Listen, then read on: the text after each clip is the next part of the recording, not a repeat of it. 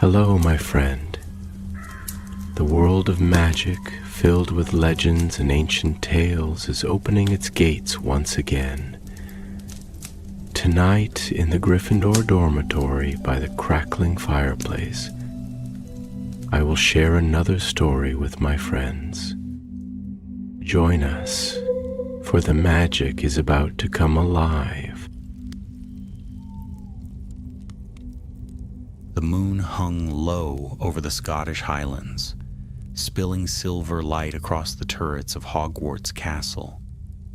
Though years had passed since the great battle that once echoed through its halls, the school still held its mysteries close, as though the stones themselves whispered old secrets to those who dared to listen. On that cool autumn evening, Hermione Granger stood at the edge of the Forbidden Forest, her wand lit and her breath misting in the night air. She had returned to Hogwarts as part of her work with the Ministry's Department for the Regulation and Control of Magical Creatures. The reports she'd received had been vague but troubling. Strange howls at midnight, a shimmer of ghostly fur seen between the trees, and a sense, described by one frightened first year, as though the air itself was watching. Hagrid, now keeper of grounds and professor of care of magical creatures once more, had written to her personally. "Something's wrong with the forest, Hermione," he'd said in his uneven scrawl. "Not like before, feels haunted." And so here she was. The familiar scent of damp earth and moss filled her lungs, and the rustle of leaves stirred old memories. Memories of rule-breaking adventures and near disasters that had shaped who she had become. Yet as she stood there, a soft unease tugged at her chest. There was something different about the forest tonight. From behind her came the crunch of footsteps on the gravel path. "Evenin', Hermione," came Hagrid's deep, rumbling voice. He carried a lantern in one hand, the light glinting off his wild beard. "Didn't think you'd get here so soon." "I came as quickly as I could," she said, lowering her wand slightly. "The reports you sent, how frequent have these disturbances been?" Hagrid frowned, glancing toward the tree line. "Almost every night this past fortnight. The creatures are restless. Hippogriffs, centaurs, even the unicorns. Something's got 'em spooked. And last night Fang refused to go near the forest at all." "Never seen him like that." Hermione nodded, her expression grave. "And the howls?" He hesitated. "Not normal wolves, Hermione, not even magical ones. There's something otherworldly about it. Sounds like it's coming from everywhere at once, like voices riding the wind." She felt a chill run down her spine. "Voices?" "Aye. Whispering things I can't quite make out. And lights too, blue and white, dancing between the trees." Hermione turned to look at the forest once more. The black canopy loomed ahead, thick and impenetrable. The Forbidden Forest had always been a place of danger, but never before had it seemed haunted. "Whatever this is," she said softly, "we'll find out." Together they stepped into the forest. The darkness swallowed them quickly, the trees closing overhead, like the jaws of some great beast. Hermione's wand light cut a narrow path through the gloom, illuminating roots that twisted like serpents across the ground. Somewhere in the distance, an owl hooted, followed by the faint, eerie rustle of wings. They walked in silence for some time, following a narrow trail that wound deeper into the woods. Every now and then, Hagrid would stop to examine a track or a broken branch, muttering under his breath. Hermione, though focused, couldn't shake the feeling that they were being watched. It wasn't until they reached a clearing that they saw the first sign of something unnatural. In the center of the clearing lay a patch of frost, strange given the mild weather. The frost shimmered faintly in the moonlight, and as Hermione knelt beside it, she saw that it formed intricate patterns, spirals, and runes she didn't recognize. "This isn't ordinary magic," she murmured. "It's ancient." Hagrid shifted uneasily. "What do you mean, ancient?" Hermione brushed her fingertips across the frost. It pulsed faintly under her touch, sending a tingle up her arm. "Old magic. Older than Hogwarts itself. I've seen traces of it before in the department archives, but never like this." Then, from somewhere beyond the clearing, came a sound that froze them both in place. A long, mournful howl, low at first, then rising into a chorus that filled the forest. It wasn't a normal wolf's cry. There was sorrow in it and something else, something hollow, like the echo of a memory that refused to fade. Hagrid raised his lantern, his face pale. "That's it. That's the sound." Hermione rose slowly, her heart pounding. The howls grew louder, circling them, though no creature could be seen. Her wand light flickered, and for an instant she thought she saw shapes moving between the trees, silver, spectral forms, gliding just beyond reach. One stepped into view. It was a wolf, but not of flesh and blood. Its fur shimmered like mist, and its eyes burned with a cold, pale light. It watched Hermione with an intelligence that was unmistakable, neither animal nor spirit, but something in between. Hagrid took a step forward, but Hermione raised a hand to stop him. "Don't," she whispered. "It's not attacking."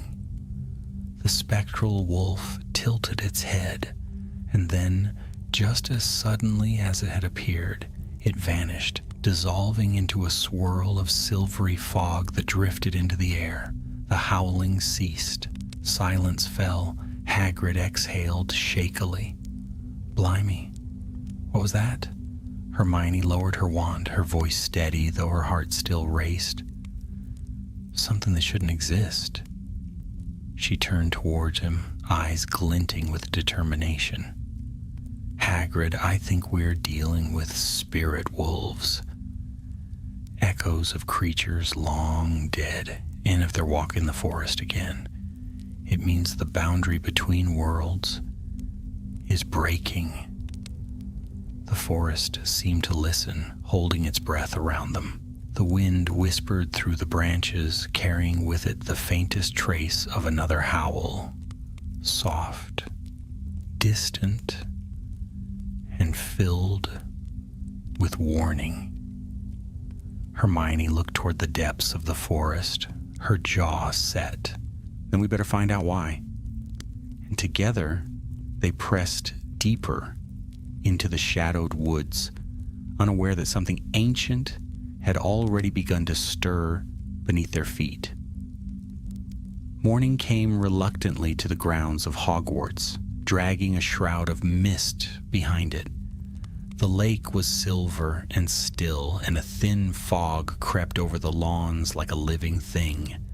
Hermione stood by Hagrid's hut, cradling a steaming mug of tea that Hagrid had brewed, an awful concoction that smelled faintly of burnt nettles, but she drank it anyway. Neither of them had slept.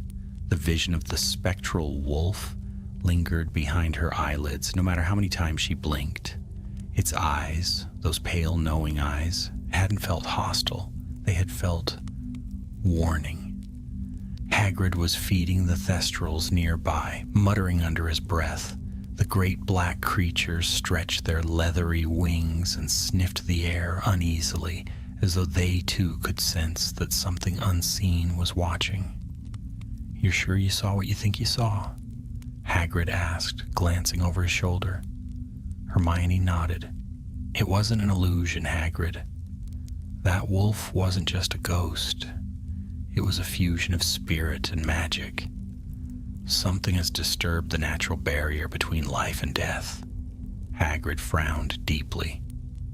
And that frost, the patterning you mentioned, could it be something someone's done, a curse? Possibly, Hermione said. Or worse, a summoning. She pulled her cloak tighter against the morning chill. Her thoughts raced back to the ancient runes etched into the frost. They hadn't been random. They'd formed a symbol, one she'd seen once in a ministry archive in an old parchment sealed under restricted access. The mark of the Heart of Echoes.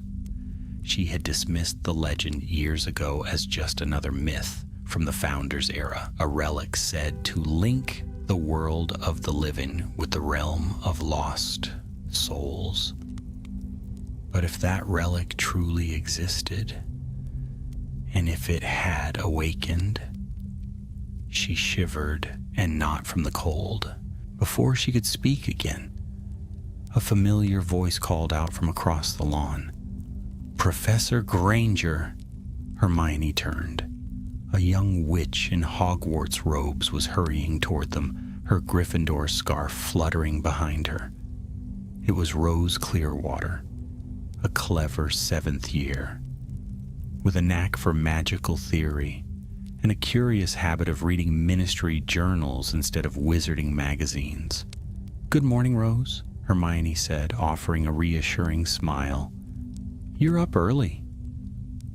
"I wanted to speak with you, Professor," Rose said, catching her breath. "Something strange happened last night. My dormitory window faces the forest, and I saw lights, blue ones floating between the trees. They looked like Patronuses, but not quite." Hermione exchanged a glance with Hagrid. "Did anyone else see them?" "I don't think so, but I heard howling too. It sounded far away at first, then right outside the castle walls. And, well," Rose hesitated, lowering her voice. "When I woke this morning, there was frost on my windowsill. Just a little, but in the shape of a circle. I thought you should know." Hermione's heart gave a sharp twist. The pattern was spreading. "Thank you, Rose. You did the right thing. Keep this to yourself for now, will you? We don't want to alarm the students." Rose nodded, though her eyes were wide with curiosity. She hesitated, then said softly, "Be careful, Professor. The forest doesn't feel friendly anymore." As the girl walked away, Hermione turned to Hagrid. "We can't wait for the ministry. We need to find the source tonight." Hagrid grunted. I'll get the crossbows ready and maybe bring one of them aurors you mentioned." "2," Hermione corrected. "Kingsley's sending them this afternoon." That night, the forest awaited them once more. Mist wreathed the trees, and the moonlight came down in pale ribbons through the branches. 2 aurors accompanied them, a tall witch named Cassara Flint, with a scar running down her cheek and eyes like steel, and her partner, Rowan Holt, a quiet wizard with a steady wand hand. Both moved with practiced caution, their wands drawn and their boots muffled by moss. Hagrid carried his lantern while Hermione led the group with her wand glowing bright white. They followed the same path as before, deeper into the forest's heart. Every sound was sharper here. The creak of wood, the flutter of unseen wings, the distant snap of a twig. Even the shadows seemed alive, coiling and stretching as they passed. It was Cassara who noticed it first. "There," she whispered, "on the bark." Hermione turned. Etched into the trunk of a massive oak was a symbol she recognized instantly, the same spiral and circle pattern from the frost, but this time it glowed faintly, pulsing with cold blue light. "It's spreading," Hermione murmured. "Whatever magic is at work here, it's growing stronger." Rowan knelt beside the roots. "Looks like it's feeding off something in the soil. Magical residue, maybe?" Hermione crouched beside him, touching the edge of the mark. The air vibrated faintly under her fingertips. No, it's feeding on emotion. Grief, perhaps, or loss. As if summoned by her words, a soft breeze stirred the clearing, carrying with it a distant sound. A whisper like a sigh from a long-forgotten voice. Cassara raised her wand, her tone taut. We're not alone. From between the trees, shadows began to move, dozens of them. Pale forms materialized, their shapes half-formed, flickering like candle flames in the dark. Wolves, spectral and silent, their eyes aglow with faint silver fire. They surrounded the clearing in a wide circle, watching. Hermione's breath caught. She counted at least 20. The air grew cold enough for frost to creep over their boots. Then, from among them, a larger shape emerged, a massive white wolf, whose fur shone brighter than moonlight. It stepped forward, its paws leaving no mark on the earth. The others bowed their heads as it passed. Hermione took a careful step forward. "Who are you?" she asked softly. "What do you want?" The great wolf's eyes met hers. When it spoke, its voice wasn't sound. It was a thought that echoed inside her mind, deep and resonant. "We are what remains, bound by sorrow, kept from peace." Hagrid froze. "Hermione, did you hear that?" She nodded slowly. The voice wasn't cruel, it was weary. "Why are you here?" she asked again. "What's causing this?" The wolf tilted its head. The heart wakes. Its pulse stirs the veil. What was once sealed now trembles. "The heart of echoes," Hermione whispered. "It's real then." "Real and broken," the wolf replied. "Its guardian sleeps no longer. The forest mourns." Before Hermione could question further, a sudden surge of cold magic rippled through the clearing. The wolves howled, not in attack, but in pain. The air shuddered, and a blast of wind extinguished Hagrid's lantern. When the light flared again from Hermione's wand, the wolves were gone. Only frost remained, swirling into the soil like smoke. Cassara cursed under her breath. "Whatever's behind this isn't just summoning spirits, it's commanding them." Hermione stood very still. "No," she said quietly. "Not commanding. Corrupting." She turned her gaze deeper into the forest, where the shadows seemed darker than before. Somewhere far away, something stirred beneath the roots, an ancient heartbeat that did not belong to the living. She looked to her companions. "We need to find the heart of echoes before whoever is using it tears the veil apart completely." The others nodded grimly. Hagrid's face was pale, but his jaw was set. "Then we'd best be quick." The forest's holding its breath. And so, under a pale and watchful moon, they pressed on into the deep woods, where the ground whispered secrets, and the spirits of wolves howled for the living to listen. The following evening brought a storm. Clouds rolled low over the castle, their bellies rumbling with thunder, and rain lashed the windows in sudden bursts.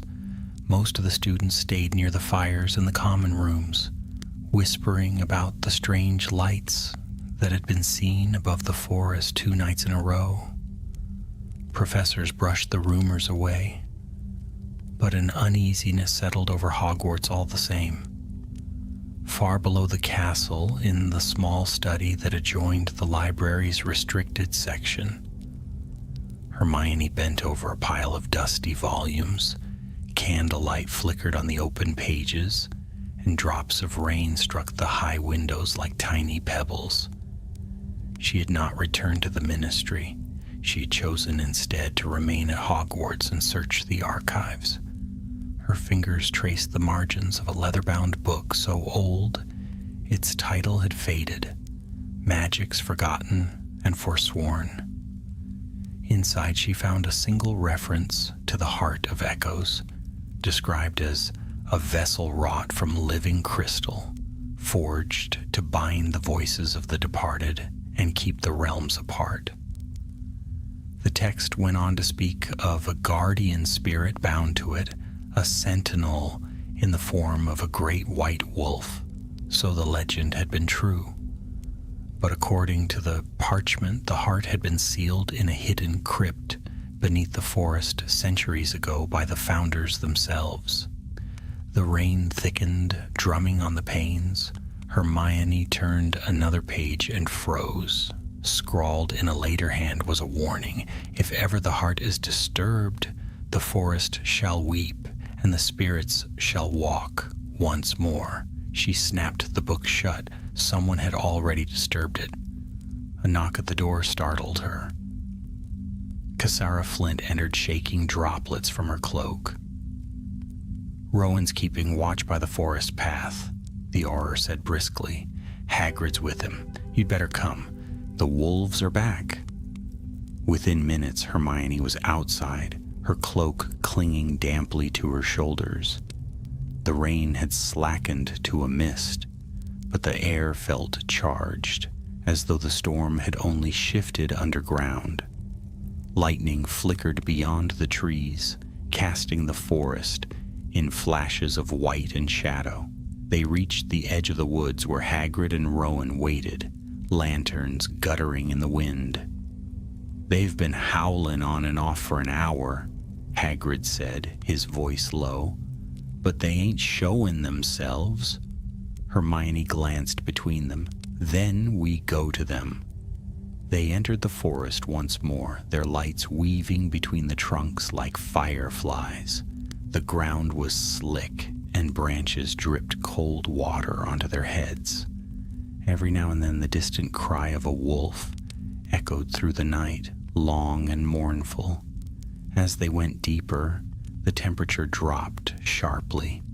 Frost spread across the fallen leaves, sparkling faintly where the wand light touched it. Hermione felt the same strange vibration beneath her boots that she had sensed near the rune-marked oak. They came to a clearing she had never seen before, a ring of stones half buried in the soil, encircling a mound of earth. The stones were etched with runes similar to those on the frost, and in the center, water pooled in a shallow hollow. It shimmered with an unnatural silvery glow. Rowan crouched beside it. "There's magic here, heavy magic. And look, blood." A few crimson drops trailed from the edge of the pool into the darkness. Cassara knelt to examine them, her expression grim. Human, fresh. Hermione's stomach turned. Someone's been performing rituals here. "Who would dare?" Hagrid muttered. Before anyone could answer, a low growl rumbled through the clearing. Shapes moved between the trees, shadowy forms slipping soundlessly closer. The wolves had returned, their spectral bodies glinting like mist, lit from within. Dozens of eyes gleamed in the dark. Hermione raised her wand, not in defense but in greeting. "We don't mean harm," she called. "We're here to mend what's been broken." The wolves did not attack, yet they did not retreat. The largest among them, the great white wolf she had spoken to before, emerged from the trees and padded forward. The rain had ceased entirely now, and the forest was silent except for the soft crunch of his ghostly paws. He stopped before Hermione, towering over her. His gaze was piercing but not cruel. "You return, Seeker," his voice echoed inside her mind. "But darkness walks in your shadow." "What do you mean?" she asked. "Another has claimed the heart. One who seeks to speak with the dead, not listen. His grief blinds him." Cassara tightened her grip on her wand. "Who?" The wolf's eyes glowed brighter. "He wears no name. He hides beneath the earth where roots drink tears. Beware the hollow beneath the mound. Before Hermione could ask more, the ground beneath the stone circle trembled. Cracks split the earth, and a cold blue light poured out. The wolves howled in unison, an agonized, echoing cry that tore through the night. "Get back!" Hermione shouted. The soil collapsed inward, revealing a narrow stairway of stone descending into darkness. From below came a faint, rhythmic pulse, like the beating of a distant heart. Rowan stared. "That sound? The heart of echoes," Hermione said breathlessly. "It's calling." Cassara looked doubtful. "This could be a trap." "Probably is," Hermione replied, already stepping forward. "But we can't leave it. The barrier between worlds is breaking more each hour." Hagrid groaned. "I hate underground places." But he followed all the same. They descended the stairway single file. The air grew colder with every step, thick with the scent of damp stone and something older, something that smelled faintly of memory itself. Blue light flickered along the walls, forming shapes that might have been faces or tricks of shadow. At last they reached a chamber vast enough that their lanterns could not touch the far wall. In its center floated the heart of echoes, a crystal sphere the size of a quaffle, suspended above a pedestal of black stone. Within it swirled pale mist, and faint figures drifted through, faces, hands, whispers, pressing against the inside of the glass. Hermione's breath caught. "It's beautiful." But then she saw him. A man stood near the pedestal, his robes torn, his hair falling into his eyes. He looked gaunt, almost spectral himself. In his hand he held a wand that glowed with the same eerie light as the heart. When he turned, Hermione recognized him faintly from the Ministry's records. Edwin Moorholt, once a promising scholar of necromantic theory, vanished 5 years earlier after the death of his wife. "Stay back," he cried, his voice cracking. "You don't understand." "Edwin," Hermione said, lowering her wand, "you're tampering with forces that were sealed for a reason. You're endangering everyone, yourself, most of all." "I can bring her back," he shouted. "The heart can open the veil. I've heard her voice. She calls to me." The mist within the crystal pulsed violently, and a cry echoed through the chamber. A woman's voice, faint but unmistakable. Hagrid flinched. Hermione stepped forward slowly. "That isn't your wife, Edwin. The heart doesn't bring the dead back. It binds them. Every moment you keep it open, more spirits are drawn through. You're tearing the worlds apart." He shook his head wildly. "Lies! You'd keep them from us, just as the Ministry always has." Cassara raised her wand. "Drop it, Moorholt." Before she could cast, Edwin thrust his wand toward the heart. Blue lightning burst forth, striking the walls and sending shards of stone flying. The floor shook violently. Ghostly shapes poured from the crystal. Wolves, people, half-formed beings of light and smoke, all crying out in confusion and pain. Hermione threw up a shield charm. "Protego Maxima."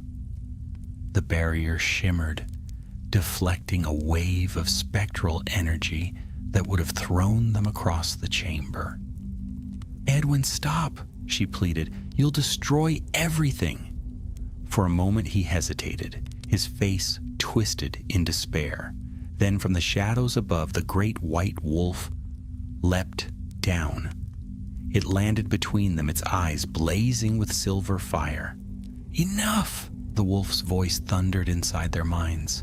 "This sorrow ends now." The spirit lunged at the pedestal, plunging through the heart of echoes. The crystal flared brighter than the sun. Hermione felt herself lifted from her feet, heard a roar like the breaking of the sea, and then everything went white. When her vision cleared, The chamber was still. The pedestal stood cracked and empty. Edwin Morholt lay unconscious beside it, his wand shattered. The wolves were gone.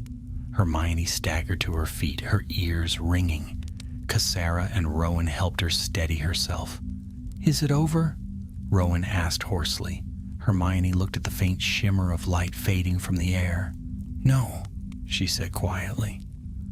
"The heart may be broken, but the veil has been weakened, and the guardian, he sacrificed himself to seal it again." A deep sadness settled over her. She knew they had only delayed what was coming. She turned toward the stairs. "We'll take Edwin to the ministry, but the forest will never be the same again." As they climbed back to the surface, dawn was breaking. The rain had washed the night clean, but from somewhere far away came one final, lonely howl, a farewell carried on the wind. Hermione paused, listening until the sound faded into silence. Then she whispered, almost to herself, "Rest well, Fenwraith." And the forest, for the first time in many nights, was quiet.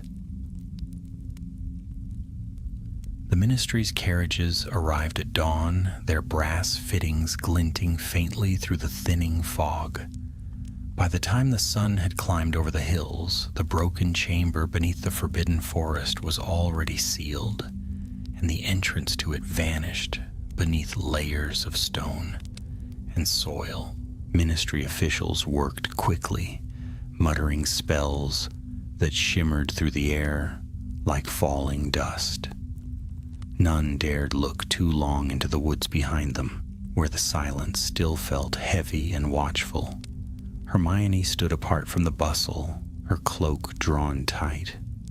Her hair clung damply to her face, and dark circles ringed her eyes. The events of the night had left her exhausted, but her mind refused to rest. She could still see the Heart of Echoes, cracked and fading, and hear the echo of that final howl. "Take him gently," Cassara Flint said behind her. Two Aurors were levitating Edwin Morholt, still unconscious, onto a stretcher. His face was pale, his breathing shallow, and his wand had been confiscated. "Will he recover?" Hermione asked quietly. Rowan shook his head. "Hard to say. His magical core's been nearly burned out.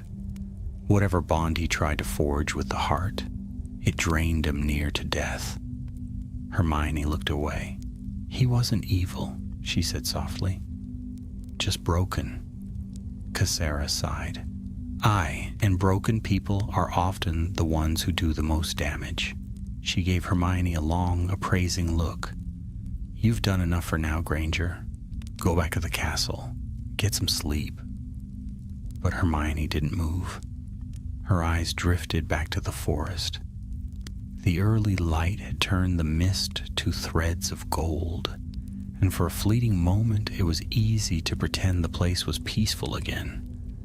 Yet beneath that calm she could feel it, a faint, irregular thrum, like a heartbeat muffled under the earth. The Heart of Echoes might have been shattered, but its power had not vanished completely. Later that morning, she sat with Hagrid at the long wooden table in his hut. Fang snored in the corner, twitching in his sleep, though every now and then he whimpered softly. "Poor beast," Hagrid murmured, refilling Hermione's cup with tea. "He's been like that since the wolves vanished. Thinks they're still out there, maybe." Hermione stared into the steaming mug. "Perhaps they are." Hagrid frowned. "What do you mean?" She hesitated. "When Fenwraith, the White Wolf, sacrificed himself, he sealed the rift. But that sort of ancient magic doesn't simply disappear. It transfers or it rests, waiting for balance to return." "Balance?" "Yes. The Heart of Echoes was a bridge. It held two realms apart. Now it's gone. Something has to take its place." Hagrid's brow furrowed beneath his tangle of hair. "And you think, that there's another guardian now?" Hermione gave a small, weary smile. I think magic always finds a way to mend itself, even when we don't understand how. Outside, the rain had stopped and sunlight filtered weakly through the clouds. The forest loomed at the edge of the sight, dark and vast, and though its surface lay still, she thought she glimpsed a faint shimmer between the trees, like breath on glass. That evening, Professor McGonagall invited Hermione to the headmistress's office. The familiar spiral staircase carried her upward, and the moment she stepped inside, the comforting warmth of the room greeted her. The crackle of the fire, the scent of parchment and lemon polish, and the soft ticking of countless enchanted instruments. McGonagall sat behind her desk, her spectacles perched low on her nose. "You look dreadful, Miss Granger," she said, though her voice held more concern than reprimand.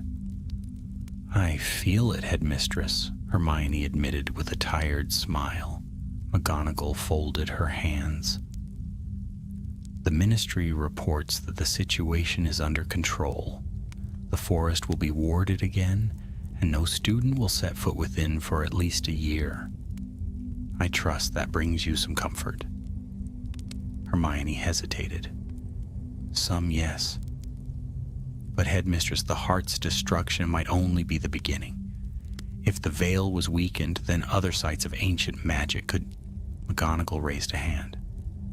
"Hermione, you've done enough fretting for a lifetime. The school is safe. Let that be enough for today." Hermione opened her mouth to argue, but something in McGonagall's gaze silenced her. The older witch's eyes softened. "You carry the world on your shoulders, child. Even heroes must rest." A small lump rose in Hermione's throat. "I don't feel like a hero," she said. "No one ever does," McGonagall replied gently. "They simply do what must be done." Hermione nodded. She glanced toward the portraits lining the walls. The former headmasters were murmuring among themselves. Dumbledore's frame, empty for the moment, flickered faintly, as though his painted self were listening from somewhere unseen. "Thank you, Professor," Hermione said quietly, and turned to leave. As the door closed behind her, McGonagall sighed, her eyes resting on the faint shimmer of silver light that had begun to glimmer across the edge of her window pane, like frost, forming where no frost should be. That night's sleep did not come easily. Hermione lay awake in the guest chamber overlooking the lake. The moon hung over the water, and its reflection rippled like liquid glass. Somewhere in the distance, the forest stood in silhouette, silent but impossibly alive. She tried to tell herself it was over, that Edwin Morholt was in custody, that the rift had been sealed. But a nagging thought crept through her mind. What if the magic sought another vessel? As if in answer, a faint sound reached her ears, a low, distant howl. It was so soft, she almost dismissed it as the wind, yet it carried a tone she could never mistake. She rose, crossed to the window, and looked out. At first there was nothing, only moonlight and shadow. Then she saw it, a faint glimmer, at the edge of the forest. Silver and slow-moving, like mist with purpose. Her breath caught. It wasn't one wolf. It was several, their forms faint, translucent. They moved in silence along the tree line, their heads raised as if sniffing the wind. And among them, taller than the rest, walked a great white shape. "Fen Wraith," she whispered, but when she blinked, they were gone. The room felt colder suddenly. The frost on the glass spread outward in curling spirals, the same patterns she'd seen in the clearing.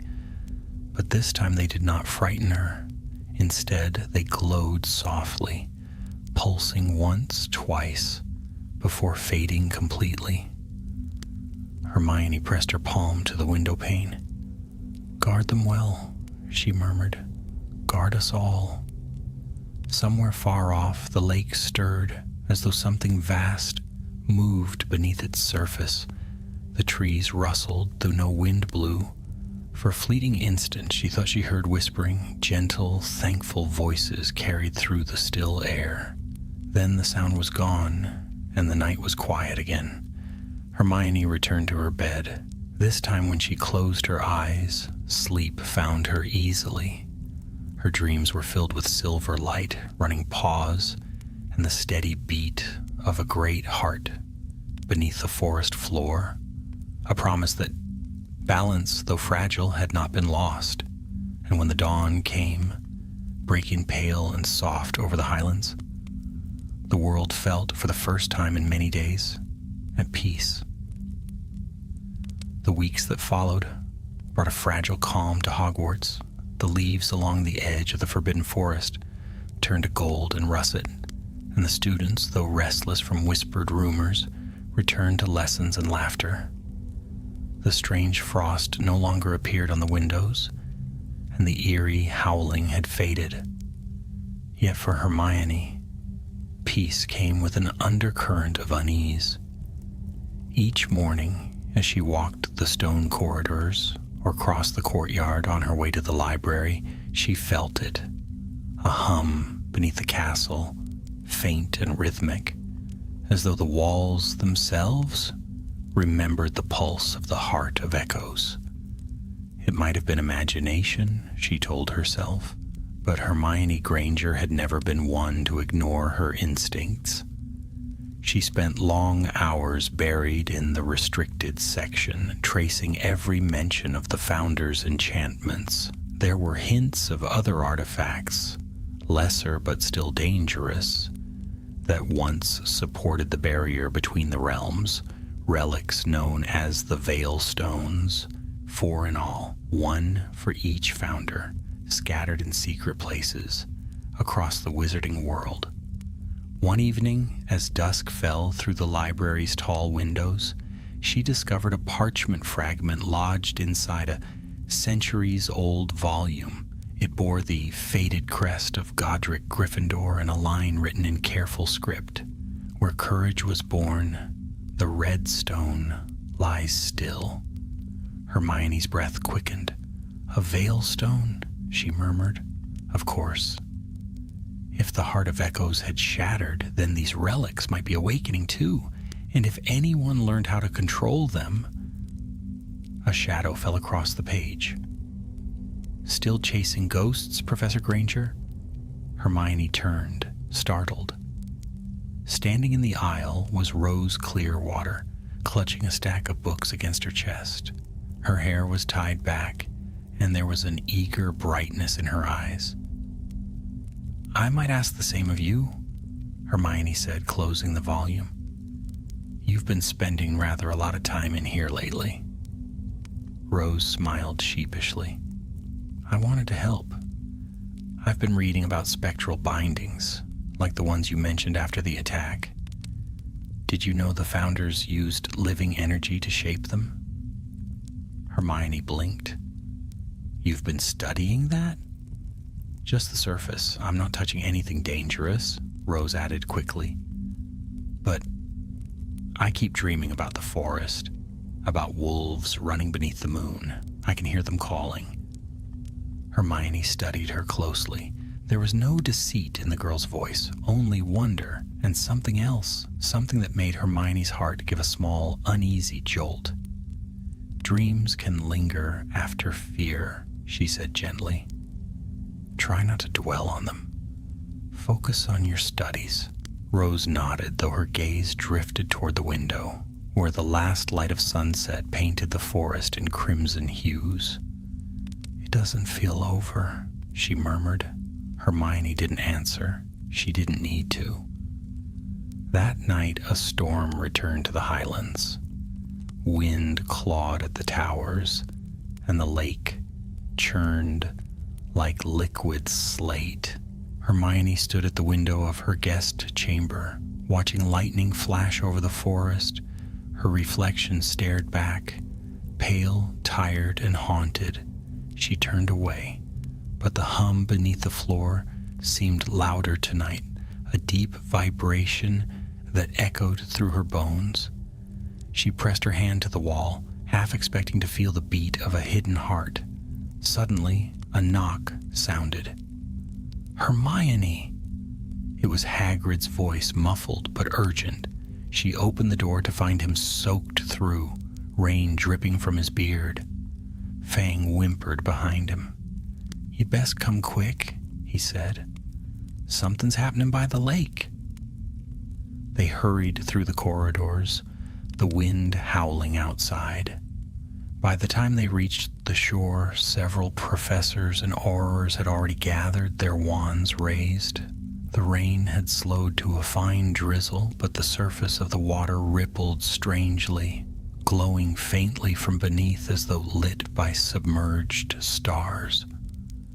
McGonagall stood at the edge, her cloak whipping in the wind. "It began not 10 minutes ago," she said. "The light's been spreading. It's forming a pattern." Hermione's heart quickened as she stepped closer.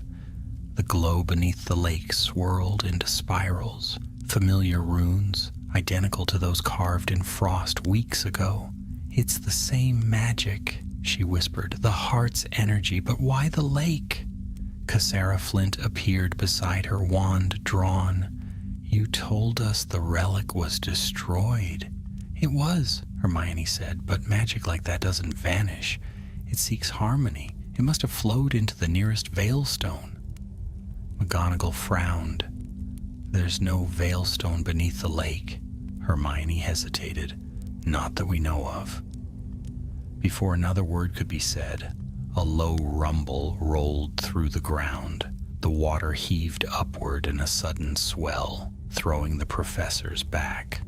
From the depths rose a column of pale light, twisting into the sky. Within it, shapes formed, spectral wolves, leaping, dissolving, reforming. The air crackled with energy. "Merlin's beard," Hagrid muttered. Hermione raised her wand, shielding her face. "It's not attacking, it's calling." "Calling what?" Cassara shouted over the wind. Hermione didn't answer. The light flickered, then flared brighter still. For a moment she saw something within the water, a dark silhouette standing at the bottom of the lake, unmoving, arms outstretched, her stomach turned to ice. "Someone's down there." Without hesitation she dove. The shock of cold stole her breath. Her wand lit the water around her in a halo of gold. The deeper she swam, the brighter the glow from below became until it filled her vision completely. Then she saw the figure clearly. Rose-clear water. The girl stood on a bed of stones, her eyes closed, her hair floating around her like a halo. Runes burned beneath her feet, and the water pulsed to the rhythm of her heartbeat. Hermione reached for her, but an invisible current held her back. Rose's lips moved silently, and bubbles rose like silver coins. Hermione caught fragments of her voice through the water, a whisper that was not her own. "The veil must hold. The guardian must rise." A terrible realization struck Hermione. Rose had been chosen. The magic had passed to her, binding her to the heart's remnants. She kicked forward, forcing through the resistance. Her wand sparked, casting streaks of light across the depths. She grasped Rose's arm, and the world erupted in white. Hermione awoke coughing on the lakeshore, soaked to the bone. Hagrid was beside her, patting her back, while Cassara barked orders to the others. The storm had ceased. The air was eerily still. "Rose," Hermione gasped. Cassara pointed toward the lake. A lone figure stood in the shallows. Rose's eyes glowed faintly silver, her expression calm and strange. The runes of light danced across her skin like living tattoos, then faded. "Hermione," she said softly, her voice distant. "It's quiet now. They're gone." Hermione scrambled to her feet. "Rose, what happened? What did you do?" Rose blinked as though waking from a dream. I think I helped them find rest. The wolves, the voices, they were lost, but now they're free." Her eyes met Hermione's, and for a moment, Hermione glimpsed something ancient behind them, power vast and untamed like moonlight woven into flesh. Then Rose swayed. Hermione caught her just as she collapsed. "She'll live," Hermione said quickly, checking her pulse. "But the magic's chosen her now. She's the new guardian." McGonagall's voice was quiet. "Then heaven help her." Hermione looked out over the lake. The water was calm once more, its surface glassy and unbroken. Yet beneath that calm she felt the same faint hum she had sensed in the forest weeks ago, a deep, steady heartbeat that belonged to the world itself. The wolves were gone, but their song lingered, a whisper in the wind, and though Hermione could not yet see it, a new chapter of magic had already begun to turn. Autumn deepened, and with it came a hush over the castle. Students hurried through the corridors, whispering about the night of the storm and the lights that had risen from the lake. Professors gave no answers. The ministry had declared the incident a contained, magical disturbance, though everyone at Hogwarts knew better. Hermione spent long days in the library and longer nights pacing before the fire, her thoughts circling the same troubling truth. The power of the Heart of Echoes had not died.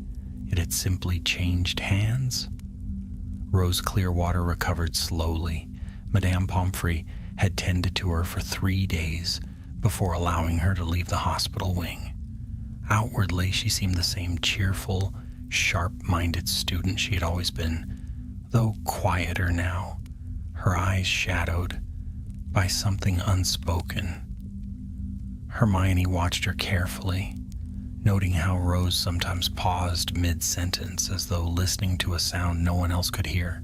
Once in the courtyard, Hermione saw her lift her face to the wind and smile faintly, murmuring words that made the air shimmer. One evening, as twilight spread violet over the lake, Hermione joined her on the stone bridge. The air smelled of rain and pine, and the faint cries of owls carried across the grounds. "You've been avoiding me," Hermione said gently. Rose's lips curved. "Not avoiding, thinking." "About what?" Rose's gaze drifted toward the forest. "They're still out there, you know. Not the same ones, but other spirits, echoes of echoes. They're watching, waiting for the forest to heal." Hermione followed her look. "You can feel them?" "Yes." Rose's voice was soft, almost reverent. "And not only here. The magic runs beneath the whole of Hogwarts, like roots beneath soil. It whispers to me now, sometimes in words I don't understand, sometimes in dreams." Hermione's heart tightened. "You must be careful, that power." "I'm not afraid." Rose turned to her then, eyes bright with silver light that flickered and faded as quickly as it came. "They aren't angry, Professor. They're grateful. The white wolf, Fenwraith, he guards the boundary still, but he does it through me." Hermione swallowed hard. "You've become his vessel." "I think I've become his voice." The wind stirred Rose's hair, and for an instant Hermione thought she saw shapes move through the mist beyond the bridge, sleek forms pacing silently, half seen. When she blinked, they were gone. "Promise me something," Hermione said after a moment. "If the power ever feels too strong, too heavy, you come to me, at once." Rose nodded. "I promise." Yet in her tone there lingered a calm certainty that chilled Hermione more than defiance ever could. That night Hermione sat by the fire in Hagrid's hut. The logs crackled, casting long shadows across the walls, and Fang slept sprawled before the hearth, snoring loudly. Hagrid handed her a mug of tea that smelled faintly of cinnamon. "She's a good girl, that Rose," he said, "always helping with the creatures. But there's something different about her now, ain't there?" Hermione sighed. "She's bound to the magic, Hagrid. The Heart of Echoes needed a guardian, and it found her. I just don't know what that will mean for her, or for Hogwarts." Hagrid frowned into his mug. "Sometimes magic picks folks for reasons we can't see. Maybe she's strong enough to bear it." "I hope so." Hermione stared into the fire. "Because if the balance shifts again, the spirits won't stop at the forest." Outside, the wind moaned softly through the trees. 2 nights later, it happened. Hermione had been reading in her chamber when the candles flickered and went out all at once. The air turned icy, and a faint mist began to creep beneath the door. She snatched up her wand. "Lumos!" The light flared, revealing letters scrawled across the frost, forming on her window. They glowed white for an instant before fading. The guardian falters. Her blood ran cold. Within moments, she was running through the corridors, robes whipping around her ankles. The castle was silent, eerily so. No portraits stirred, and even the suits of armor seemed frozen mid-breath. When she reached the main doors, she found them already open, wind rushing in from the grounds. A trail of silver footprints led from the entrance toward the forest. She followed. The moon was nearly full, casting the landscape in a ghostly glow. Hermione's boots splashed through puddles. As she crossed the lawns, her wand held high. The footprints shimmered ahead of her, weaving through the wet grass until they vanished at the edge of the trees. There, standing among the shadows, was Rose. Her hair streamed in the wind, and her eyes shone like molten silver. Around her, spectral wolves circled restlessly, their bodies flickering like torn ribbons of light. "Rose!"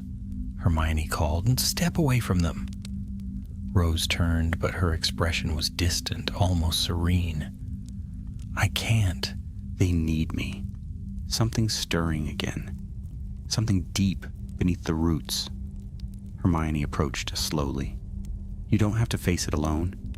Whatever it is, we can find another way." Rose shook her head. "The forest is bleeding, Professor. You can't hear it, but I can." Before Hermione could stop her, Rose stepped backward, and the ground opened beneath her like a wound. A burst of pale light erupted, throwing Hermione to her knees. The wolves howled in unison, then vanished one by one into the chasm. When the glow dimmed, Rose was gone. "No!" Hermione cried, scrambling forward. The gap had already sealed, leaving only a patch of frost and the faint scent of snow. She pressed her palm to the ground, whispering every detection charm she knew, but the earth gave no answer. Whatever force had claimed Rose had drawn her into the depths where even light could not reach. Hagrid's voice echoed through the trees behind her. "Hermione, what in Merlin's name?" "She's gone," Hermione said hoarsely. "The guardian's been taken." Hagrid's face drained of color. "Taken? By what?" Hermione rose, her eyes fixed on the darkness beyond the trees. "Something older than the heart, something that's been waiting." She turned back toward the castle, cloak whipping around her. "We need the ministry. We need every rune expert and ward maker they can spare. The veil is breaking again." But even as she spoke, she knew it would not be enough. She could feel it in the tremor of the earth beneath her feet, the same pulse she had felt weeks ago, only stronger now, steadier, like the beat of a living thing. The heart of echoes had not been destroyed. It had merely changed form, moving from stone to flesh, from relic to soul. And now, that soul was lost somewhere beneath the forest, its power stirring ancient things best left forgotten. Hermione squared her shoulders against the cold. "Hold on, Rose," she whispered into the wind. "I'm coming for you." The forest did not answer, but somewhere deep within, faint as a heartbeat, came a single, echoing howl, and the night once again belonged to the wolves. The morning after Rose's disappearance, Hogwarts woke beneath a veil of dread. The sky was gray and still, as though the castle itself sensed the loss of one of its own. Professors moved quickly through the halls, whispering in corners while students clustered together in uneasy silence. None dared approach the edge of the forest, though they could feel its eyes upon them. Hermione stood in the great hall, her hands wrapped around a mug of tea gone cold. The long tables were nearly empty. Even the enchanted ceiling seemed subdued. The clouds above hung low and unbroken. Across the room, McGonagall spoke in hushed tones with two Aurors recently arrived from the Ministry. Their presence brought no comfort. Cassara Flint entered a moment later, soaked from the morning mist. "No sign of her," she reported, shaking rain from her cloak. "We've searched the forest's border and the lake's edge. The tracks vanish entirely after the clearing. It's as if the earth swallowed her." Hermione's chest tightened. "It did," she said softly. "The ground itself opened. I saw it." McGonagall's sharp eyes turned toward her. "Miss Granger, if you have any theory, any at all, we must hear it." Hermione hesitated, then spoke lowly so that only they could hear. "Rose became the heart's vessel. Its power is tied to her now, and she's been drawn into the source, the ancient root beneath the forest where the boundary first formed. If she's there, she isn't lost yet, but something's pulling her deeper." Cassara frowned. "You're suggesting the heart rebuilt itself under the forest? That the rift reopened?" "Yes," Hermione said. "The wolves' howls are part of the same magic. They're not just guardians, they're guides. They lead to where the veil is thinnest." McGonagall folded her arms. "Then you intend to follow them?" Hermione met her gaze squarely. "I have to." The headmistress studied her a long moment. "Then take what help you can. But Hermione, be careful. There are powers older than Hogwarts sleeping beneath those trees. Disturb them, and you may wake more than you wish." By afternoon, the clouds had darkened. Hermione gathered her things in silence, her wand, a flask of potion, and a single enchanted compass that glowed faintly when pointed toward concentrated magic. Cassara and Rowan accompanied her, joined by Hagrid, who refused to remain behind despite Hermione's protests. "I ain't letting you wander in there alone," he said firmly, strapping his crossbow across his back. "That forest's meaner than a nesting dragon these days." The four of them entered the woods at dusk. Mist hung low, and every sound seemed magnified. The crackle of leaves beneath their boots, the distant creak of branches. The forest, once so familiar, now felt like a living labyrinth. Hermione held out the compass. Its needle quivered, pointing southeast. "That way," she said. They moved carefully, wands lit. Shadows slid between the trees, too swift to catch sight of. Once Hermione thought she saw eyes glimmering from the undergrowth, watchful, patient. "Don't stray," Cassara warned. "I don't fancy chasing ghosts in the dark." After nearly an hour, they reached a ravine carved through the heart of the forest. A narrow bridge of roots spanned the gap, slick with moss. Below, A faint blue glow pulsed like the heartbeat of the earth itself. Hermione stared downward. "She's there," she whispered. Without waiting, she stepped onto the roots. They swayed beneath her weight but held. Hagrid followed, muttering under his breath, while Cassara and Rowan covered their backs. At the center of the bridge, Hermione paused. The air shimmered. For a brief moment, she saw Rose's face reflected in the glow below. Eyes closed, hair streaming around her like water. Then the vision vanished. "Hermione," Rowan said, his voice tense. "The ground's moving." Before they could retreat, the roots bucked violently. Cassara shouted a spell, "Protego!"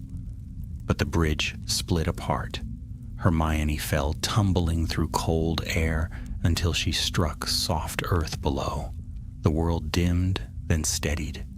She found herself lying in a vast, underground chamber, its ceiling lost to darkness. Blue light pulsed from veins of crystal that laced the walls, like frozen lightning. The air was thick with the scent of damp stone and something older. Magic, raw and wild. "Hermione, you all right?" Hagrid's voice echoed. "I'm fine," she called, pushing to her feet. Her wand's light caught on something at the far end of the cavern, a circle of standing stones surrounding a pool of glowing water. Above it, suspended in midair, was Rose.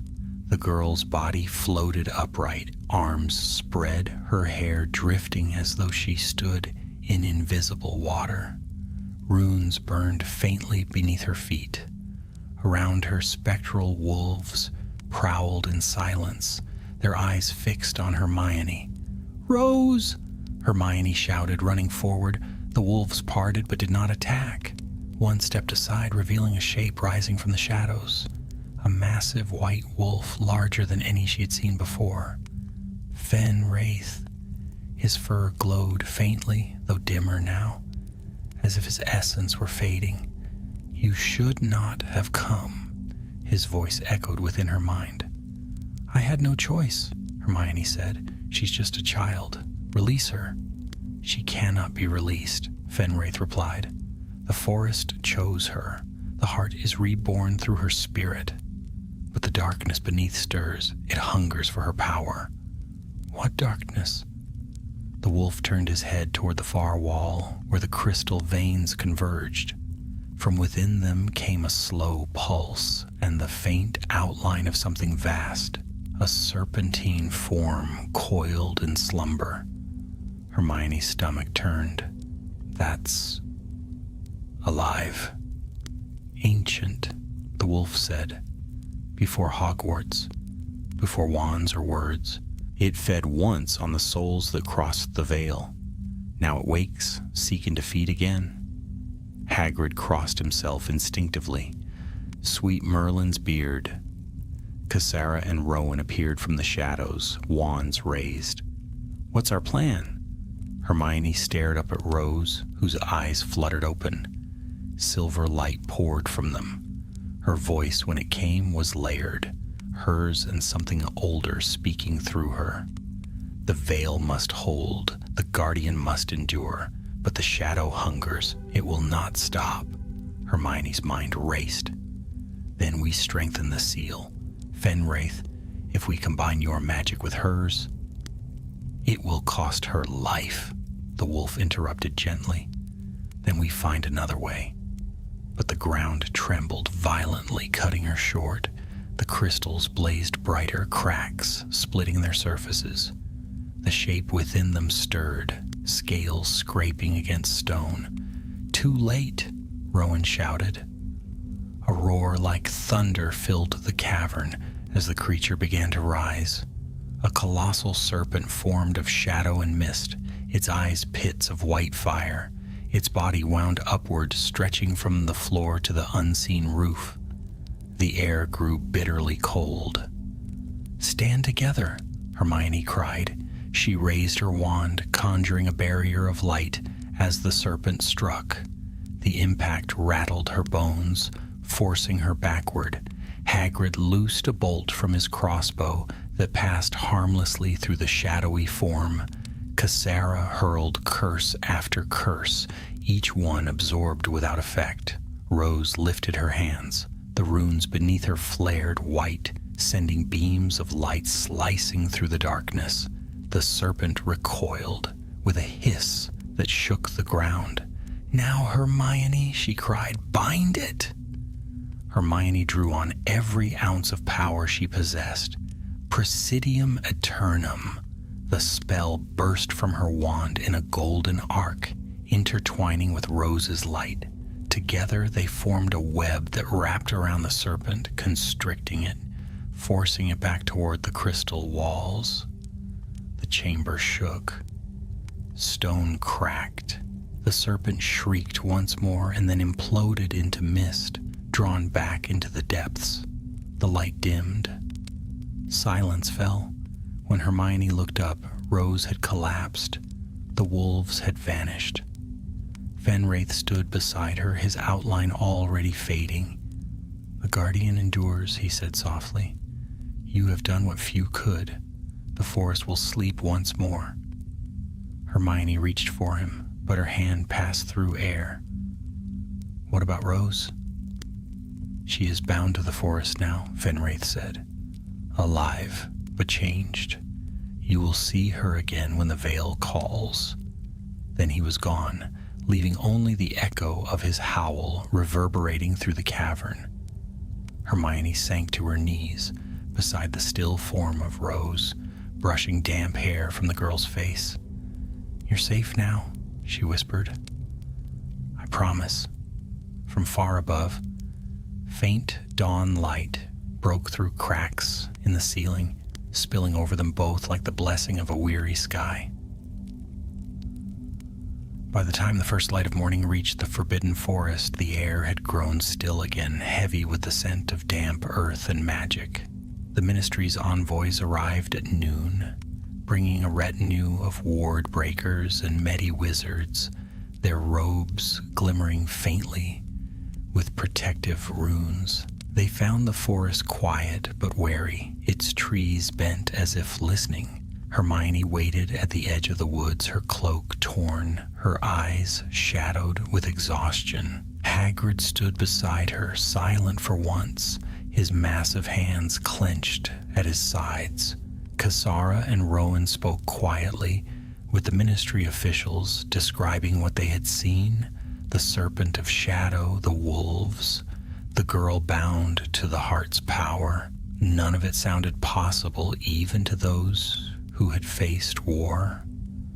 When they had finished, an older wizard with a silver beard approached Hermione. "You should rest, Miss Granger," he said kindly. "The Department of Mysteries will handle what remains." Hermione's reply was soft but unyielding. "No, you'll find nothing if you go blundering about with spells and parchment. The forest won't answer to the Ministry. It barely answers to us." The man hesitated, perhaps sensing the truth in her words, and nodded before turning away. As the others dispersed, Hermione walked down toward the lake. The water was calm again, its surface a perfect mirror of the sky. For a moment she let herself breathe, her mind replaying the night in flashes, the serpent's roar, Rose's glowing eyes, Fenwraith's fading form. Rose was alive. That much Hermione knew. She had felt the girl's pulse before leaving the cavern, faint but steady.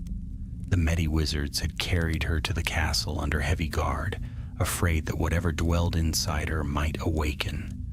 Yet Hermione feared something else, that Rose herself might not wish to return. She turned as McGonagall's voice broke the quiet.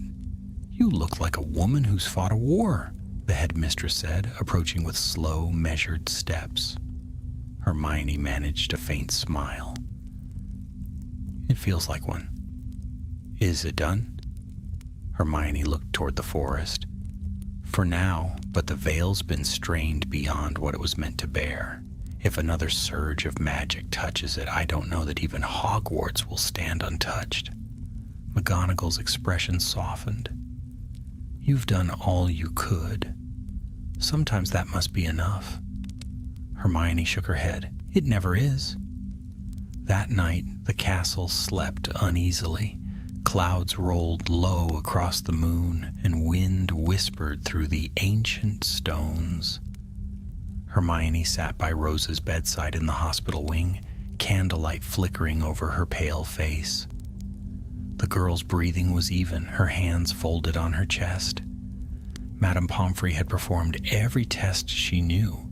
Physically, Rose was uninjured, but her magic was no longer entirely her own. Whenever the candlelight dimmed, faint silver runes appeared beneath her skin, glowing with the rhythm of her heartbeat. Hermione touched her wrist gently. You're strong, Rose. Stronger than I ever was. The girl stirred slightly, her lips moving in a dream. A whisper escaped them, no louder than a sigh. They're at peace now. The wolves are sleeping. Hermione froze. Rose? But the girl did not wake. A faint shimmer rippled through the air, as though invisible wings brushed past the candle flame. The temperature dropped, and the shadows along the walls deepened. From somewhere distant came a low, mournful howl, the sound of a farewell and of a promise. Hermione rose, crossing to the window. The forbidden forest loomed in darkness, the treetops swaying in the wind. Yet within that darkness, faint lights glimmered, blue and silver, winding between the trunks like falling stars. They're watching her, came Cassara's voice from behind. She leaned against the doorway, her usual sharpness softened by awe. The wolves, or their spirits at least. Hermione nodded. Guardians don't abandon their own. Cassara stepped closer. And what of you, Granger? Will you leave when the Ministry closes the case? Hermione's gaze lingered on the forest. I couldn't if I tried. This isn't finished. Cassara exhaled, half amused, half resigned. Of course it isn't. She left quietly, and Hermione remained until the candles burned low. At dawn, Rose awoke. Hermione was dozing in the chair beside her when a voice, clear and sure, cut through her dreams. Professor? She jerked awake. Rose was sitting up, her eyes alert, her face calm. Rose. Thank Merlin. How do you feel? Rose looked down at her hands. The faint silver glow had faded, though when she flexed her fingers, sparks of light danced between them like morning dew, catching the sun. Different, she said softly, but whole. Hermione hesitated. Do you remember what happened? Yes, all of it. Rose's expression was distant, almost reverent. The serpent wasn't evil, you know. It was hunger, ancient, blind hunger. It couldn't tell right from wrong. It only wanted to exist. And you stopped it. Rose shook her head. We did. You, the wolves, the guardian, all of us. The magic of the forest isn't separate from us, Professor. It's part of everything that breathes. Hermione smiled faintly. You sound like someone much older than 17. I feel like I am. They sat in silence for a while, the light growing warmer through the window. At last, Rose spoke again, softer this time. He thanked you, you know. Fenwraith, before he vanished. Hermione blinked, caught off guard. You heard him? Rose nodded. He said the forest remembers kindness, and that when the next shadow rises, the call will come again. Hermione's heart gave a slow, heavy thud. Let's hope that won't be for a very long time. Rose's smile was gentle. Magic doesn't care for time. That evening, when the sun dipped behind the hills, Hermione walked one last time along the forest's edge. The air was crisp and smelled faintly of pine and frost. She stopped at the old clearing where she and Hagrid had first seen the spectral wolf. The frost had returned, tracing elegant spirals across the ground, but this time it glowed with warmth rather than chill. She knelt, touching one of the patterns. "Sleep well, my friend," she whispered. A gust of wind stirred the leaves, and for a heartbeat she thought she heard a reply. A low, contented rumble, neither quite human nor beast. When she stood, the mist began to lift. The castle's lights twinkled in the distance, golden and reassuring. For the first time in weeks, Hermione allowed herself to breathe without fear. She turned back once before leaving.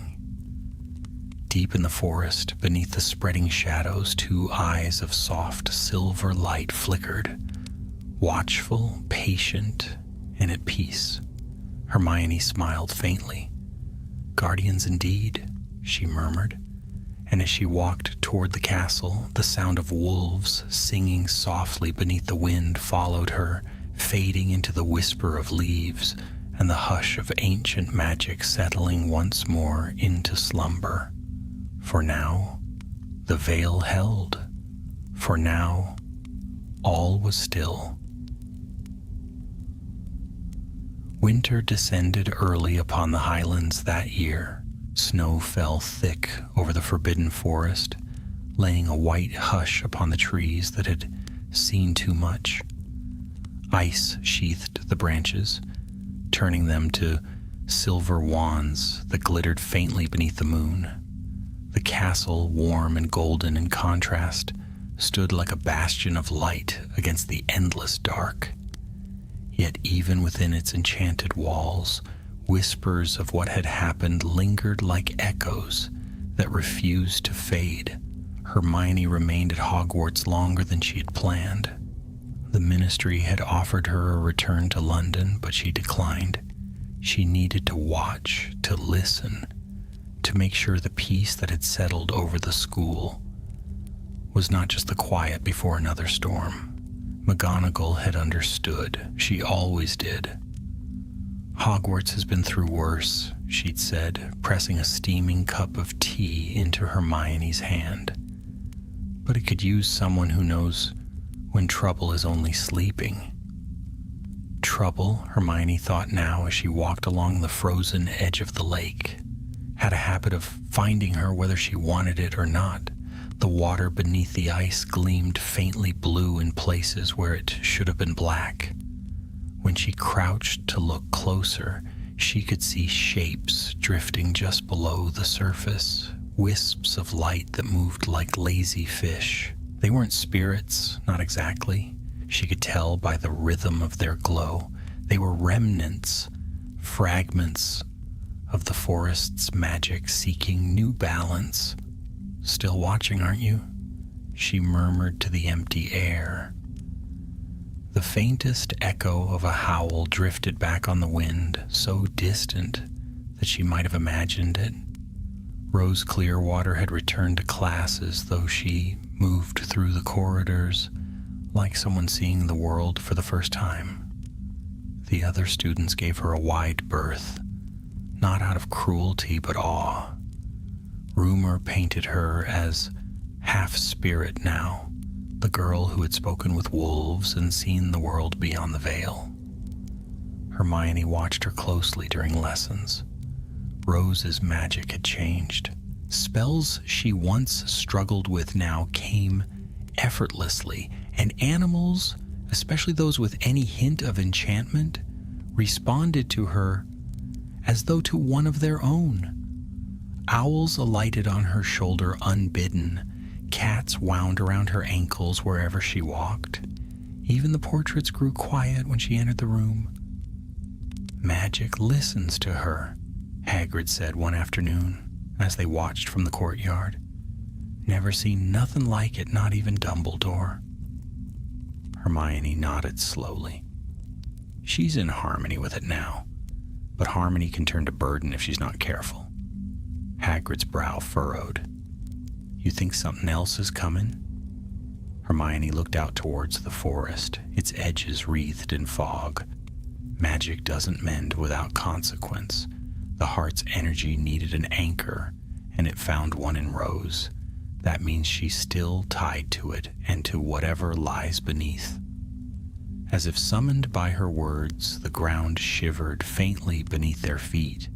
It was gone in an instant, a tremor so light that Hagrid dismissed it as nothing. But Hermione felt the pulse in her bones. The forest was breathing again.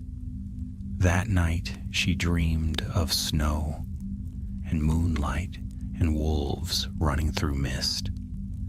She followed their shapes through endless trees until she reached the clearing where she had first met Fenwraith. The frost on the ground glowed brighter than before, forming circles of light that pulsed like living runes. Rose stood at the center, her eyes shining silver, her hands raised toward the sky. "The veil is thinning again," she said, her voice calm but urgent. "Something beneath the forest stirs, and it calls to me." Hermione stepped forward. "Then we'll go together. You don't have to face it alone." But when she reached for the girl, her hand passed through nothing but mist. Hermione woke with a start. The room was dark, except for the pale shimmer of moonlight on the floor. Outside, the wind was howling, not as it had before, in grief or warning, but in summons. She threw on her cloak and left her chamber. The corridors were silent as she made her way toward the front doors. Her boots crunched faintly on frost that had formed overnight, though no snow had fallen inside the castle. The great oak doors opened with a groan, revealing the grounds bathed in moonlight. At the edge of the forest stood Rose, barefoot in the snow, her white nightdress billowing in the wind. Her hair streamed like a banner of silver. "Rose," Hermione called, running toward her. "You shouldn't be out here." The girl turned, and for an instant Hermione's breath caught. Her eyes were no longer human. They glowed like twin stars. "I heard them calling," Rose said simply. "The wolves. They're awake again." Hermione slowed as she reached her. "What do they want?" Rose's gaze turned toward the trees. "They're not the same wolves as before. These are new, born of the forest's grief." Before Hermione could reply, the wind changed. A low growl rippled through the night, followed by another and another, until the air was filled with the sound of unseen creatures pacing just beyond the tree line. Then came a voice, deep, resonant, and old as stone. "The guardian wakes, but the chain remains." Hermione's wand snapped to her hand. "Who's there?" The forest itself seemed to shift, the shadows moving like water. From between the trees emerged a figure cloaked in mist, a shape vaguely human, but with eyes that gleamed like cold embers. When it spoke again, its words carried both sorrow and command. "The seal is incomplete. The heart sleeps uneasily. You must finish what was begun." Rose took a step forward. "How?" The figure extended a hand of shadow. "Deep beneath the roots lies the mirror hollow. There rests the shard of what was broken. Restore it, or the veil will tear anew." Then it was gone, melting into the mist, as though it had never been. Hermione lowered her wand slowly. "The mirror hollow," she whispered. "I've read of it, an ancient chamber under the eastern ridge of the forest, said to reflect what the soul hides." Rose nodded once. "That's where the shard is." Hermione met her gaze. "Then we'll find it, but we go prepared this time. No more surprises." Rose's faint smile was tinged with sadness. "Magic doesn't wait for preparation, Professor. It calls, and we answer." The wind rose again, scattering snow across the ground. like shards of glass.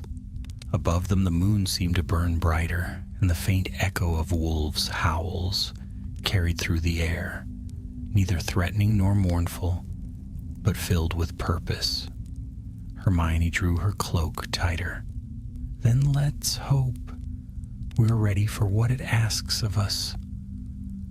As they turned back toward the castle, the snow swirled behind them, and for a heartbeat the shape of a great white wolf appeared upon the ridge, watching silent, its eyes gleaming with spectral fire. The forest had awakened once more, and its secrets were not done with them yet. The following day dawned bright but brittle, the sun hanging low and cold above the highlands. A crust of frost glimmered across the lawns, turning the world into a field of diamonds. To the students inside the castle, it was merely another winter morning. To Hermione, it was the calm before descent. She stood by the window in McGonagall's office, her breath misting against the glass, watching the line of the Forbidden Forest stretch dark and endless toward the horizon. Behind her, the headmistress spoke in a voice of careful control. "You mean to enter again, then?" "Yes," Hermione replied. "The forest won't rest until the shard is found. If the Heart of Echoes still lies in pieces, the veil is weak. Every night the magic grows stronger. If we do nothing, all we've endured will have been for nothing." McGonagall frowned. "You're taking Rose?" "I must. The forest calls to her, not to me. Without her, I won't find the way." The headmistress was silent for a moment, her eyes on the frost gathering along the window pane. "Very well," she said at last. "But take care, and remember, Hogwarts stands because those who came before us respected what they could not control. If the forest means to test you again, do not meet its challenge with defiance." Hermione inclined her head. "I understand." McGonagall gave a faint smile that did not reach her eyes. "You always do." They set out at dusk. Hagrid came with them despite Hermione's protests. "Can't have you marching off into danger alone," he said gruffly, tightening his enormous belt. "And besides, the forest and me, we've got an understanding. It listens to me sometimes." Cassara Flint joined them as well, her wand strapped to her arm, her expression hard and determined. "If something down there is stirring again, I want to see it with my own eyes," she said. "The Ministry can think what it likes about fairy tales and wolves, but I'll be there when the truth shows its face." The four of them crossed the frozen grounds as the last light bled from the sky. Snow crunched beneath their boots. The trees loomed ahead, their skeletal branches silvered with frost. Rose led the way, moving with quiet certainty, her silver eyes catching every trace of moonlight. As they entered the forest, the air grew still. The wind died, and the usual creak and rustle of life faded into silence. Only the faint crunch of snow marked their passage. The deeper they went, the colder it became until their breath hung in clouds before them. After an hour's trek, they reached the eastern ridge. The ground sloped downward and a narrow opening yawned at its base, a cave mouth framed by roots thick as serpents. Blue light pulsed faintly from within. "The Mirror Hollow," Hermione murmured. Rose nodded. "It's waiting." They descended cautiously. The air inside was colder still, heavy with the scent of old stone and something metallic, like blood or starlight. Their wands illuminated walls, slick with frost, etched with ancient runes that glimmered faintly as they passed. The further they went, the more the tunnel widened, until it opened into a vast chamber. The Mirror Hollow was exactly as legend described, a cavern of reflective crystal, each surface gleaming like glass, casting back 1,000 ghostly copies of whoever stood within. The light of their wands multiplied endlessly, creating the illusion of stars suspended in darkness. At the center stood a pedestal of white stone cracked down the middle. Upon it rested a shard of crystal no larger than a hand, pulsing faintly with pale light. "The shard of the heart," Hermione whispered. "It's still alive." She stepped forward, but Rose caught her arm. "Wait, it's not alone." From the reflections around them, movement stirred, shapes that were not their own. Shadows peeled away from the mirrored walls, forming into figures cloaked in mist. Their faces were pale imitations of Hermione, Hagrid, Cassera, and Rose, but twisted, grim, hollow-eyed versions that moved independently of their originals. "The hollow reflects more than light," Hermione breathed. "It shows what we carry inside." Her reflection stepped closer, its eyes filled with accusation. "You think you can mend what was never meant to be whole," it said in a voice identical to hers. "You meddle in things you barely understand, and you call it courage." Hermione raised her wand, forcing her hand to stay steady. "I understand enough to know fear when I see it." The reflection smiled thinly. "Then you understand yourself." Hagrid's double let out a low growl and lunged. The real Hagrid met it head-on, his fist passing through mist that burned his skin with cold. Cassara fought beside him, slashing her wand through the air, scattering her mirror twin into fragments of light. But for each one destroyed, another began to form. "They're feeding off the shard's magic," Hermione shouted. "We can't fight them like this." Rose's voice rose above the din, calm and clear. "Then we must accept them." Before Hermione could stop her, the girl walked forward, her reflection mirroring each step. When they met at the center of the chamber, the twin raised its hands and Rose did the same. The two merged in a burst of silver light that filled the hollow. The other reflections faltered. Hermione understood. The illusions were bound to their fears. To fight them was to give them strength. "Stand still," she cried. "Don't resist." Hagrid froze, teeth clenched. Cassera hesitated, then lowered her wand. The shadow versions paused, wavering, their forms trembling like smoke in a gale. Then, one by one, they dissolved into nothing. When the light dimmed, only Rose remained standing at the pedestal. Her hand hovered above the shard. "It's time," she said. Hermione stepped forward. "If you take it, it will bind to you again." Rose looked back, her expression serene. "It already has." She placed her hand on the crystal. The shard flared, its light flooding the chamber. The cracked pedestal sealed, and a sound like a sigh filled the air. Ancient, weary, but peaceful. The reflections faded entirely, leaving only smooth stone behind. The light dimmed to a gentle glow within Rose's chest. Hermione reached her. "Rose, are you—" "I'm all right," she said, though her voice trembled. "The heart's complete now, but it's different. Softer. It doesn't want to separate the worlds anymore. It wants to balance them." Hermione touched her shoulder. "Then maybe it's learned from us." The girl smiled faintly. "Or maybe we've learned from it." Behind them, the hollow began to change. The icy walls melted into clear crystal, and faint images shimmered within. Wolves running through endless fields, the forest in bloom, the moon reflected on still water. For the first time since the heart had broken, the forest felt alive again, not haunted but whole. As they turned to leave, a low voice echoed through the chamber, neither male nor female, but filled with quiet strength. "The guardian endures. The forest remembers. Hermione closed her eyes. Farewell, Fenwraith.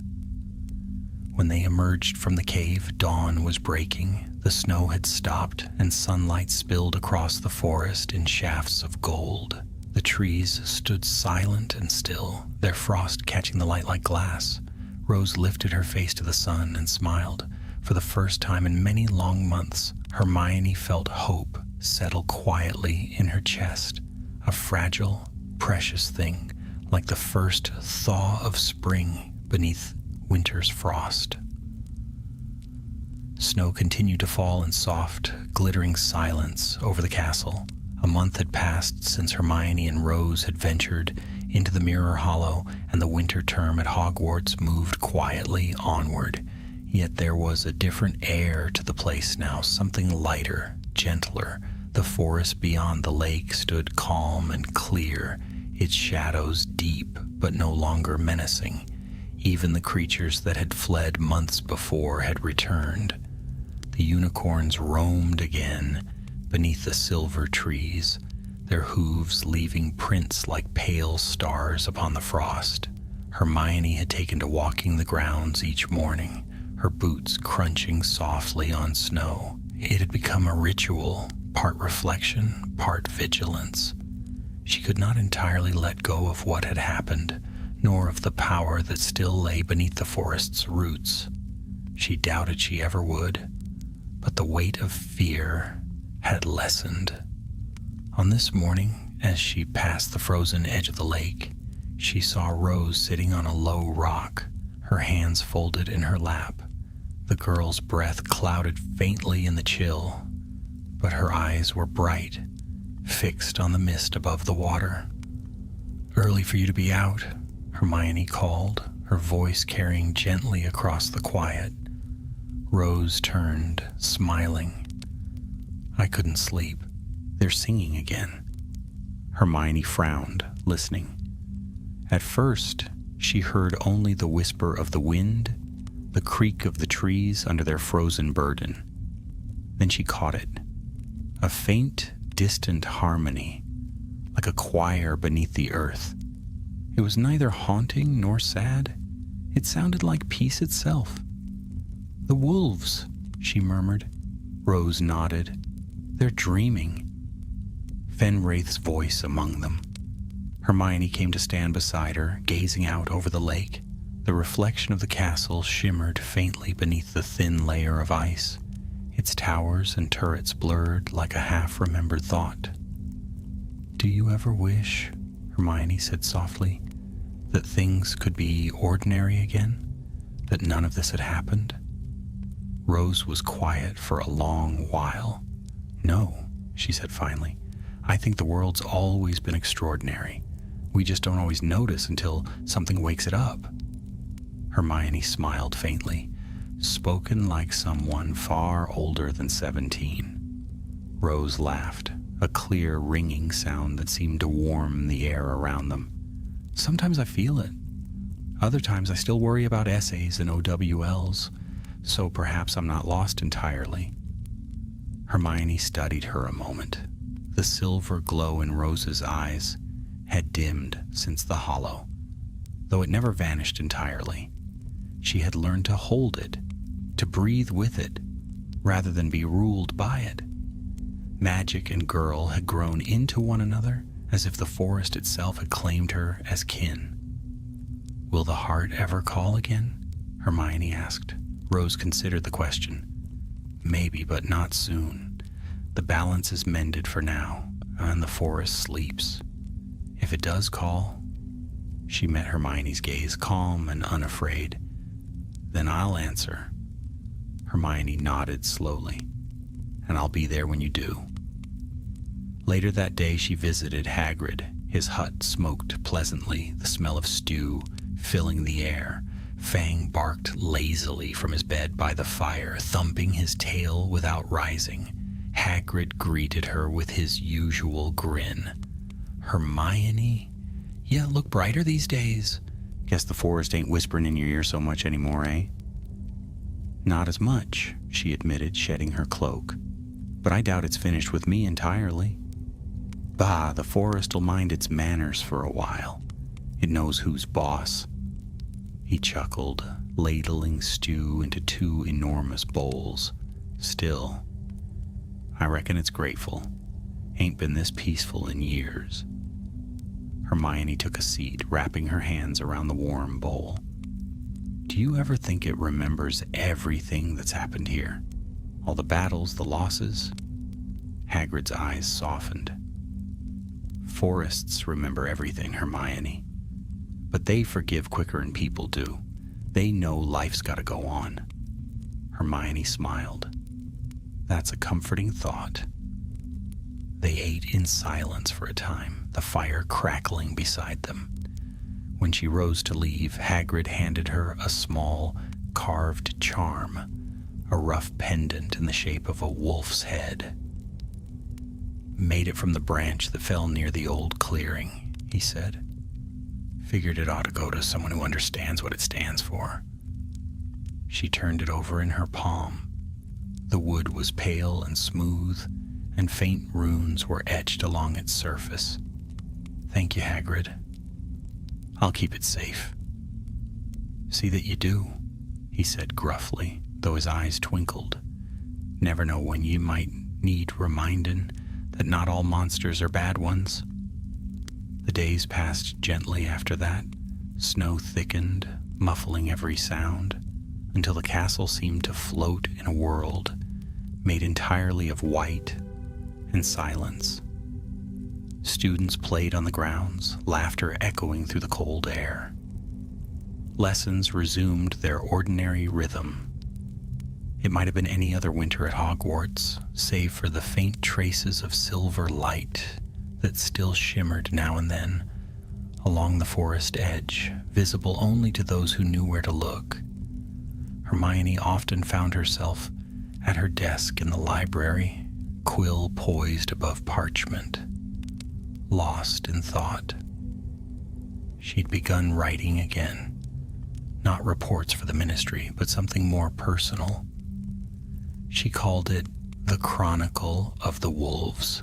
It was not meant for fame or record, but for remembrance. Each page carried the story of the spirits who had guarded the veil, of Rose's courage, of the night the heart was mended. She wrote it for the forest, and for the hope that those who came after might understand the balance between fear and wonder. Sometimes as she wrote, a shadow would move in the corner of her eye, a flash of white fur, the echo of a howl. It never frightened her. It simply reminded her that magic, once awakened, never truly sleeps. The winter finally began to break. One morning, sunlight spilled through the windows so brightly that it startled the castle awake. Snow melted on the towers and ran down the walls in shining rivulets. From her window, Hermione watched patches of green emerge from beneath the thaw, and for the first time she felt the promise of spring. She took the wooden wolf charm from her pocket and held it up to the light. The runes glimmered faintly, as though answering the sun's warmth. That night, as she walked the grounds one last time before returning to London, she paused by the forest's edge. The trees stood silent, bathed in silver moonlight. Somewhere deep within, she heard a soft chorus. Wolves, singing, not in warning, but in farewell. "Good night," she whispered, "and thank you." The wind rose gently, swirling around her, carrying the faint scent of pine and frost. For a heartbeat, she felt as though she stood in 2 worlds at once, the mortal and the magical, the living and the spectral, and between them lay peace. Hermione turned toward the castle. Its windows glowed like stars in the darkness, welcoming eternal. Behind her, the forest sighed, and the sound faded into the hush of snow, falling on quiet earth. The story of the Heart of Echoes had ended, but its memory would remain, woven into the roots of the trees, the whisper of the wind, and the heart of the witch who had once walked among spirits and wolves. And so, beneath the watching moon, the forest dreamed again, gentle and untroubled, while the world of the living moved steadily onward.